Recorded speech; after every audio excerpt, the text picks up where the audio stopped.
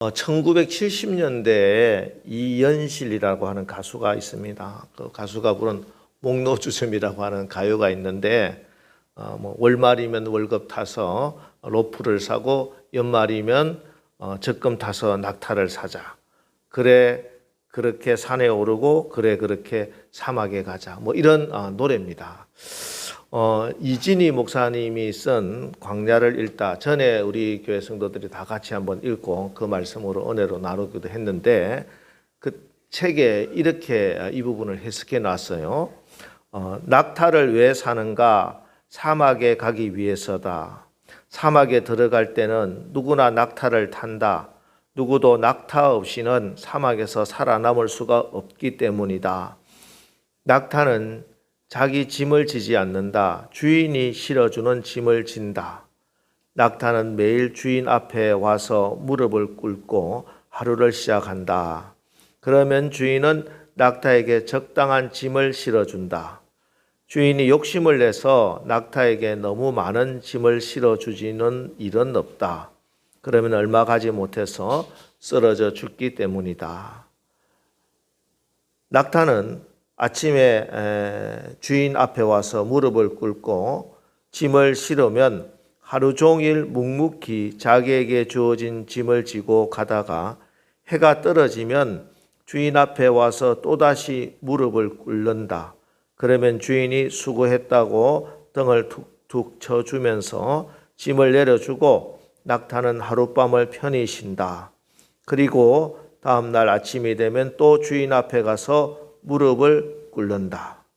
낙타는 사막을 지나다가 모래 폭풍이 불어오면 가기를 멈춘다. 무릎을 꿇고 그 폭풍이 다 지날 때까지 기다린다. 하나님이 가장 좋아하는 자세는 무릎을 꿇는 것이다. 광야는 기도하지 않고는 무사히 통과할 수 없는 곳이다. 기도하는 사람만이 인생의 광야를 무사히 통과해서 가나안에 들어갈 수 있다. 이런 글을 적어놨습니다. 그렇습니다. 우리 인생을 광야라고 부르는데, 그래서 우리 인생을 기도 없이는 하나님의 사람이 잘 통과할 수는 없습니다. 광야에는 길이 없어서 그렇고 또 여러 가지 환경이 열악하기 때문에 무릎을 꿇어야 합니다. 그리고 또 광야에는 수시로 우리를 공격하는 악한 짐승들도 있고 도적대도 있고 강도가 있기 때문입니다. 자, 오늘 본문 출애굽기 17장은 이스라엘 백성들이 출애굽을 해서 처음 겪게 되는 전쟁 이야기입니다. 광야에서 전쟁이 있다 하는 것이죠. 가나안 땅을 정복하기에도 전쟁을 해야 됩니다. 이스라엘과 아말렉이 르비딤에서 전쟁을 하게 되는데, 여호수아는 군대를 통솔해서 직접 전쟁을 하고 모세는 산꼭대기에 올라가서 기도를 합니다. 그런데 모세가 손을 들면 골짜기 아래에서 여호수아의 군대가, 이스라엘 군대가 이기게 되는데, 피곤해서 손이 내려오면은 이스라엘 군대가 밀리게 되는 거예요. 아말렉이 이기게 됩니다. 모세의 팔이 피곤해서 내려오자 함께 있던 아론과 훌이 돌을 가져다가 모세를 앉히고, 한 사람은 이 편에서 한 사람은 저 편에서 모세의 손을 붙들어 줍니다. 그래서 세 명이 손을 탁 들고 기도하자 손이 내려오지 않았고, 그래서 결국 이스라엘은 아말렉을 다 진멸하게 되었다 하는 그런 이야기입니다. 오늘 본문에는 그때 아말렉이 와서 이스라엘과 르비딤에서 싸우니라 이렇게 간단하게 기록하고 있지만, 동일한 본문인 신명기 25장 17절 18절에 보면은 이렇게 기록되어 있습니다. 너희는 애굽에서 나오는 길에 아말렉이 내게 행한 일을 기억하라. 곧 그들이 너의 길에서 만나 내가 피곤할 때 내 뒤에 떨어진 약한 자를 쳤고 하나님을 두려워하지 아니하였느니라. 이렇게 기록하고 있습니다. 뒤통수를 치다, 이런 말 있잖아요. 여기 보면 아말렉은 이스라엘이 오랜 행진으로 지치고 피곤했을 때 이스라엘의 등 뒤에서 공격을 했습니다. 그것도 대오 안에 딱 들어가 있는 그런 사람은 공격 못하고 뒤에 떨어져 나와 있는 약한 연약한 사람을 공격했다는 것이에요. 그래서 이 아말렉이 바로 사단 마귀를 뜻합니다. 야비하게 사람의 약점을 공격하는 이들, 악한 사단 마귀요, 사단 마귀의 도구 아말렉입니다. 사람마다 다 연약한 부분들이 있죠. 유독 약한 부분이 있습니다. 어떤 분은 이 돈에 굉장히 약하고, 어떤 분은 또 이성 문제, 어떤 부분은 감정의 문제, 또 어떤 분은 인간관계를 맺는데 굉장히 어려움을 겪는 분이 있고, 어떤 분은 뭐 일 처리하는 능력이 많이 뒤떨어진 부분들이 있습니다. 그런데 사단은 우리 안에 있는 이 연약함을 기가 막히게 딱 알고 있어요. 그래서 꼭 그 부분을 공격을 하더라는 것이에요. 여러분, 우리가 실질적으로 많이 경험하고 있는 일입니다. 여러분, 왜 내가 자꾸 넘어지는 그 부분이, 그 부분만 자꾸 시험이 오고 또 그 부분에 계속 넘어지는 거예요. 사단 마귀가 아말렉이 바로 그 약한 고리를, 약한 부분을 정확하게 알고 그 길을 공격하고 있기 때문입니다. 이 영적인 분별력이 있어야 돼요.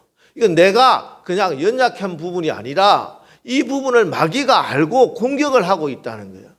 그래서 우리가 믿음의 눈을 열어서 하나님이 주신 능력을 힘입어서 이 사단 마귀를 물리쳐야 내 인생이 승리하게 되고 믿음 생활 끝까지 해나갈 수가 있는 것입니다. 여러분, 이 아말렉이요, 아주 정말 징글징글할 만큼 끈질기게 집요하게 공격을 해요. 때문에 성경은 이 아말렉을 진멸하라, 뭐 어찌 보면 좀 잔인할 만큼 그렇게 성경은 아주 멸절을 시키라 이렇게까지 말씀하는 거예요. 왜냐하면 그렇지 않으면 그 아말렉 때문에 우리가 죽기 때문에 타협하고 적당히 다룰 대상이 아니다. 마귀를 대적하라고 말씀했기 때문에 여러분의 영적 분별력이 생기시기 바랍니다. 그래서 모든 사단 마귀의 모든 영적 공격을 물리칠 뿐만 아니라 그 마귀를 진멸해서 하나님이 주신 약속의 땅, 축복의 땅, 가나안 땅의 주인공 되시기를 주님의 이름으로 축원합니다. 자, 그런데 문제는 우리의 힘만 가지고 내가 가지고 있는 능력만 가지고는 이 사단 마귀의 싸움에서 날마다 우리가 질 수밖에 없다 하는 것이, 이길 수가 없습니다. 이 싸움이 결코 만만한 싸움이 아니에요.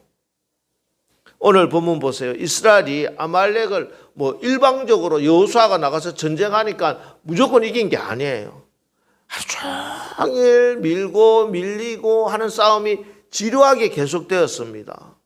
또 9절에 내일 내가 하나님의 지팡이를 손에 잡고 산꼭대기에 서리라 한 말씀을 보니까 이 전쟁이 여러 날 계속된 거예요.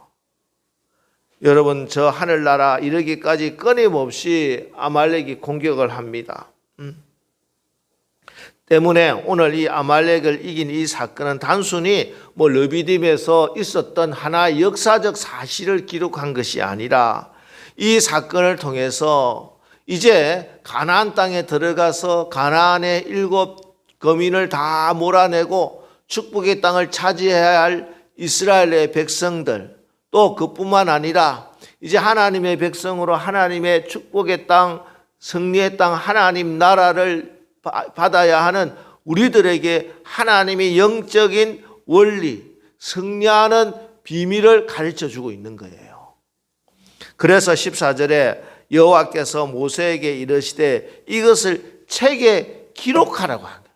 계속 후세들이 읽고 이런 게 있었구나, 이렇게 이겨야 되는구나 하고 알도록, 심지어 여호수아의 귀에는 외워 들리게 하라. 하도 많이 들어서 줄줄줄줄 외울 정도로 이제 모든 전쟁을 통솔해야 할 여호수아에게는 이게 그냥 습관화되도록, 내 삶이 되도록, 외워지도록 그렇게 이 사건을 잘 기록해 두어라.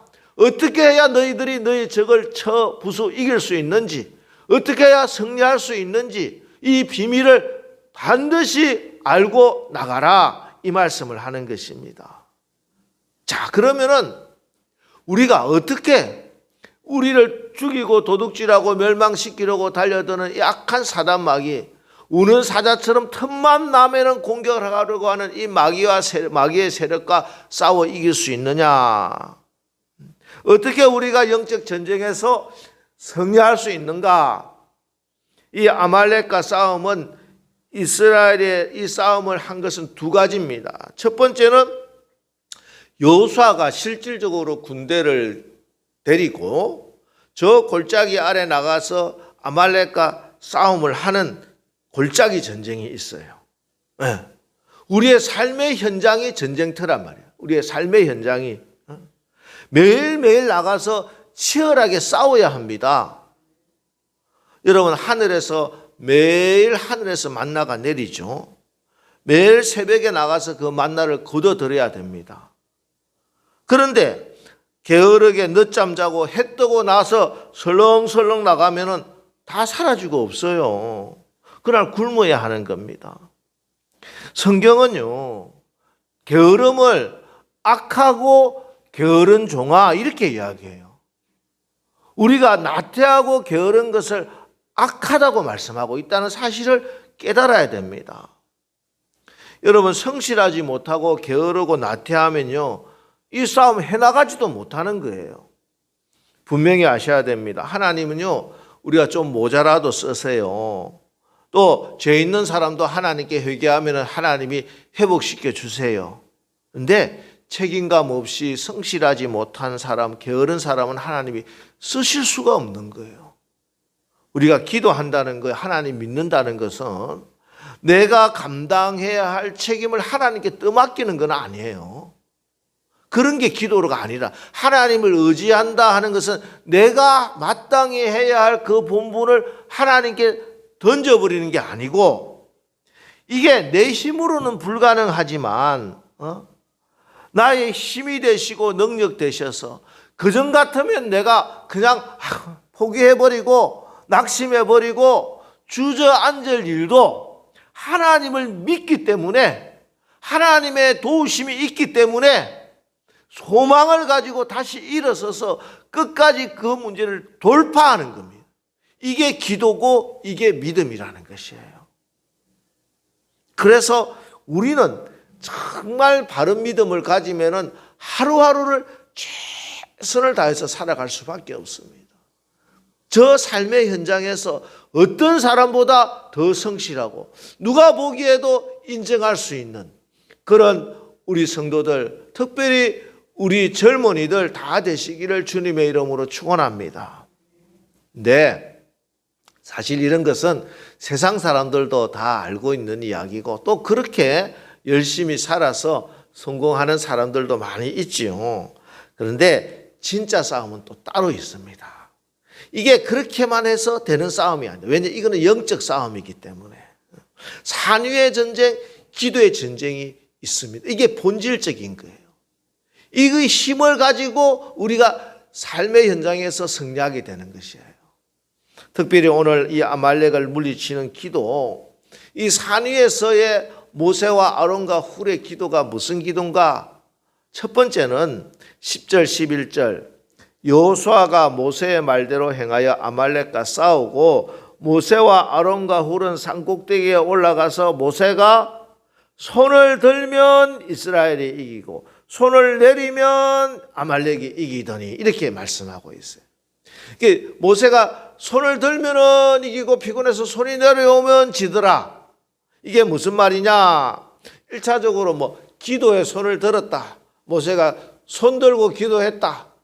기도를 해야 된다. 이게 1차적인 것이죠. 그런데 영적 전쟁이라고 하는 측면에서 조금 더 우리가 묵상을 해보면은 이 손을 들는 기도를 해야 된다.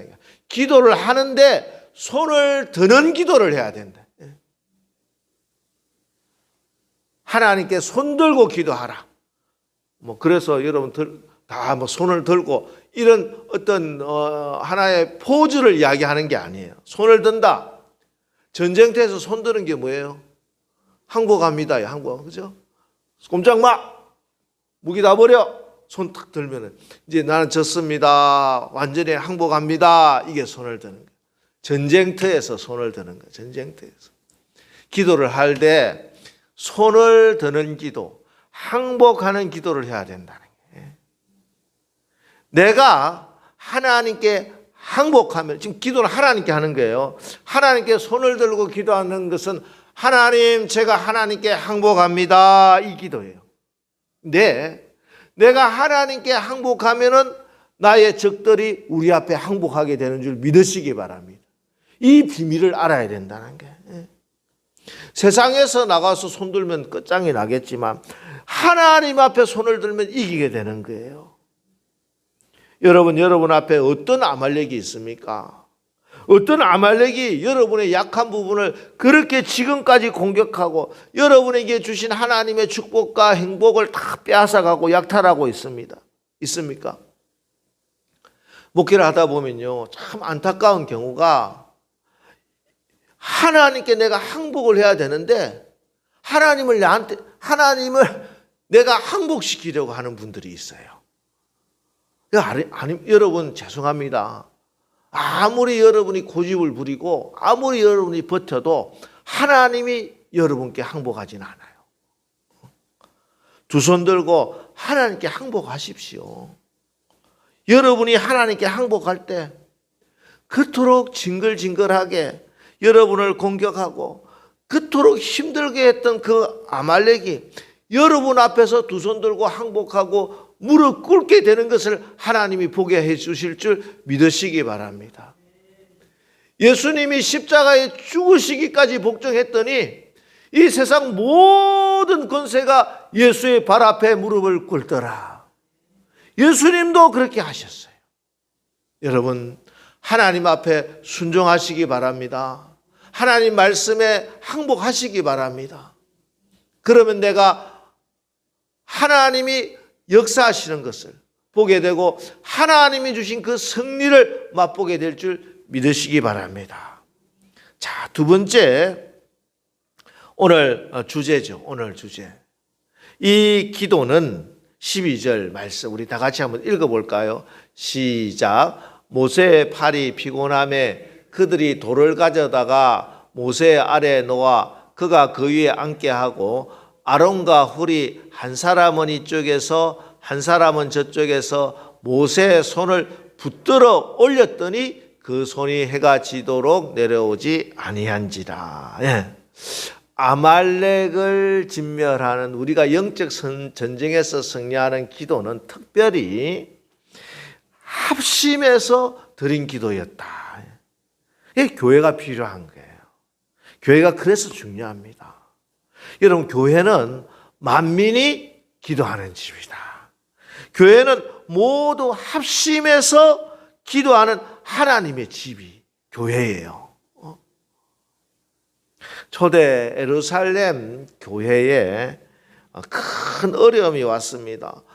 처음부터 어렵고 힘들었지만 특별히 스데반 집사님이 순교를 하고 나서 대대적인 핍박이 왔었고 수많은 성도들이 예루살렘을 떠나게 됩니다. 그런데 설상가상으로 예루살렘에 또 기근과 흉년과 가뭄이 왔어요. 그러지 않아도 가난한 사람들이 많이 모인 교회인데 흉년까지 왔다. 우리 집은 공황이 왔다는 거예요. IMF 사태가 터졌다는 것입니다. 그래서 참 사실 아무리 믿음으로 산다고 하지만 참 힘들고 지쳤어요. 그때 그들에게 하나님께서 주신 것이 따뜻한 위로면 좋겠는데 오히려 더 큰 핍박이 왔습니다. 당시 유다를 통치하던 헤롯 아그리파 1세가 야고보 사도, 예수님의 형제 동생이 아닌 야고보 사도, 예수님의 원래 제자였던 야고보 사도를 칼로 처형을 합니다. 처음 순교자가 나와요. 사도 중에 순교자가 나오는데 이게 그러고 나니까 유대인들이 굉장히 좋아하는 거예요. 백성들에게 막 민심이 막 좋아지고 지지율이 막 올라가는 거예요. 이걸 보고 헤롯 왕이 기분이 업됐습니다. 야, 이 틈에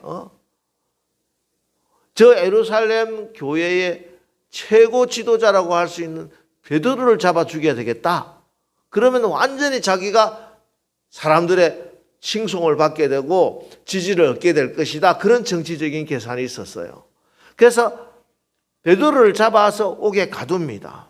마침 그때가 유월절 기간이라서 이 유월절이 끝나면은 사람들 앞에서 그를 잡아서 죽이려고 하고 있습니다. 참 교회가 그야말로 큰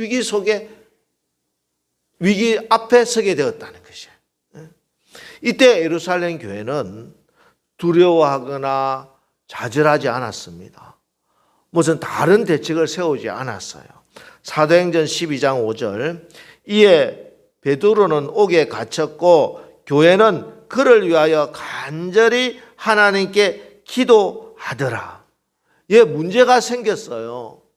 베드로가 옥에 갇혔어요.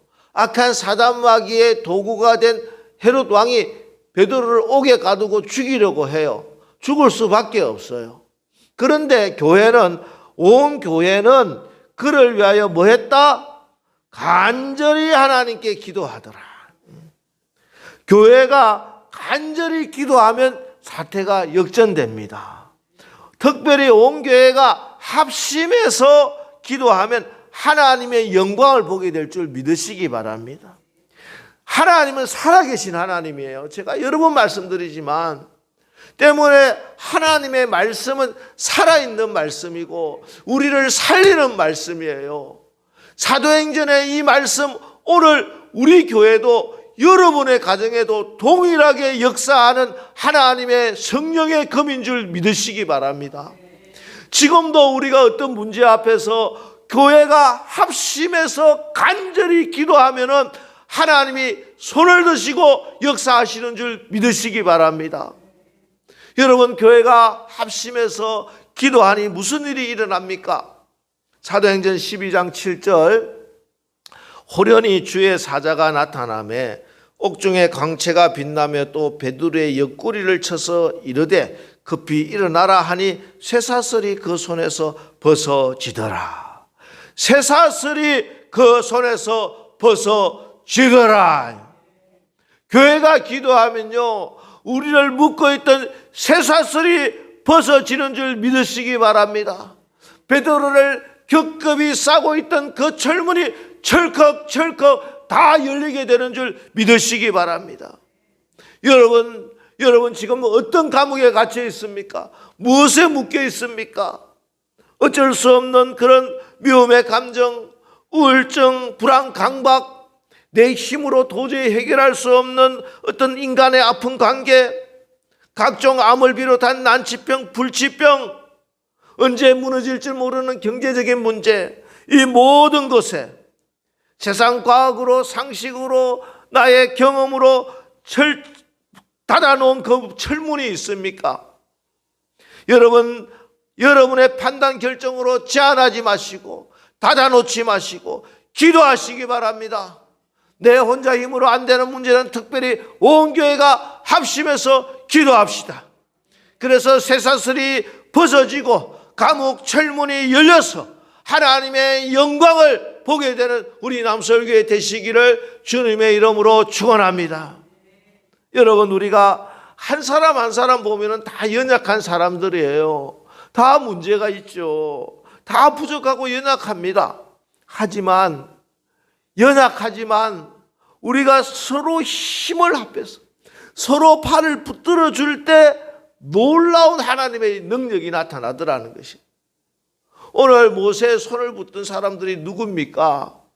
모세보다 연세가 더 많은 분이, 한 분은 모세의 형이고요, 한 분은 그 누나의 매형, 자형이에요. 완전 연세가 많으신 노인네들입니다. 혼자도 잘 서 있지도 못하는 부들부들 떠시는 분들이에요. 그러나 이분들이 이분들이 손을 붙들고 기도할 때 저 현장에서 살고 치열하게 싸우고 있는 우리 젊은이들이, 우리 자녀들이 승리하게 되더라. 여러분 믿으시기 바랍니다. 여러분, 우리가 기도한다는 게 그리 시시한 일이 아닌 줄 아시기 바랍니다. 교회가 기도하면은 승리하게 됩니다. 여호와 니시, 승리의 깃발을 들게 되는 줄 믿으시기 바랍니다. 기도야말로 가장 위대한 하나님의 일이에요. 보이지 않아도, 드러나지 않아도 귀한 일들이 있다는 사실을 아셔야 됩니다. 2차 세계대전 때 영국의 처칠 수상이 탄광촌을 방문하게 되었습니다. 헬멧을 쓰고 수상이 탄광촌 깊은 곳에 내려갔다는 소식에 갱에서 일하던 사람들이 다 몰려들었습니다. 이때 처칠 수상이 이렇게 연설을 합니다. 먼 훗날 후세 사가들과 그대의 후손들은 조국이 풍전등화의 위기에 있을 때 당신들은 무엇을 했습니까? 라고 묻게 될 것입니다. 어떤 사람들은 저는 잠수함을 탔습니다. 저는 전함을 타고 싸웠습니다. 저는 최전방에 빗발치는 총을 마다하지 않고 피 흘리며 싸웠습니다. 라고 말할 것입니다. 그때 여러분 또한 자랑스럽게 이렇게 대답하십시오. 나는 그 군인들을 전선으로 실어 나르는 기차를 움직이게 석탄을 캐고 있었다. 방아쇠를 당기는 군인들의 손을 녹이기 위해서 나는 석탄을 캐고 있었다. 저들을 막사에 들어가 따뜻하게 그 밤을 지낼 수 있게 깊은 갱 속에 들어가 석탄을 캐고 있었다. 먼 훗날 후세의 사가들은 그대들이 진정 이 전쟁의 승리자임을 간증하게 될 것입니다. 오늘 이 본문을 성경 주석가들은 무명용사의 승리다 이렇게 이름을 붙여놨는데요. 요사 중요하죠. 가서 싸워야 합니다. 모세도 중요합니다. 지도자고 모세의 손이 올라가야 승리할 수 있습니다. 그러나 여호와 니시, 승리의 깃발을 들게 한 결정적인 힘은 피곤하여 내려오던 그 모세의 손을 붙들었던 아론과 훌의 그 손이 여호와 니시, 승리의 깃발이었다. 오늘 성경은 증거하고 있습니다. 여러분, 이번 한 주간도 또 시작이 됩니다. 정말 이 세상 단순히 밥 먹고 살기 위해서 나가는 그런 고육지책이 아닙니다. 우리 각자 처한 현실과 삶의 자리는 다 다르더라도 다 우리는 영적 전쟁 한복판으로 나가는 것입니다. 우리를 공격하는 저 아말렉을 물리치고 진멸하고 축복과 약속의 땅 가나안 땅을 향해 오늘도 이번 한 주간도 또 진군해 나가는 것입니다. 이 영적 전쟁에서 승리하여 하나님의 이름이 거룩히 여김 받도록 해야 할 것입니다. 여러분의 가정과 삶의 현장과 우리 교회 여호와 니시 하나님의 승리의 깃발을 날려야 할 줄 믿습니다. 여러분이 이 시대에 우리 남서울교회 아론과 훌이요, 여러분이 이 시대의 승리자임을 믿으시기 바랍니다. 오늘 말씀을 믿음으로 받는 여러분의 손에 이미 하나님이 여호와 니시 승리의 깃발을 들려주셨습니다. 예수 이름 붙들고 나가십시오. 십자가 앞세우고 나가십시오. 이번 한 주간 여러분의 치열한 삶의 현장에 이 영적 전쟁터 한복판에 오늘 이 하나님이 주신 이 말씀의 승리의 깃발을 꽂으시기 바랍니다. 그래서 이번 한 주간도 하나님이 승리하셨습니다. 하나님이 싸워주셨습니다. 그래서 이 승리의 깃발 여호와 니시의 깃발을 이렇게 꽂았습니다. 고백하고 간증하게 되는 이번 한 주간 사시기를 주님의 이름으로 축원합니다.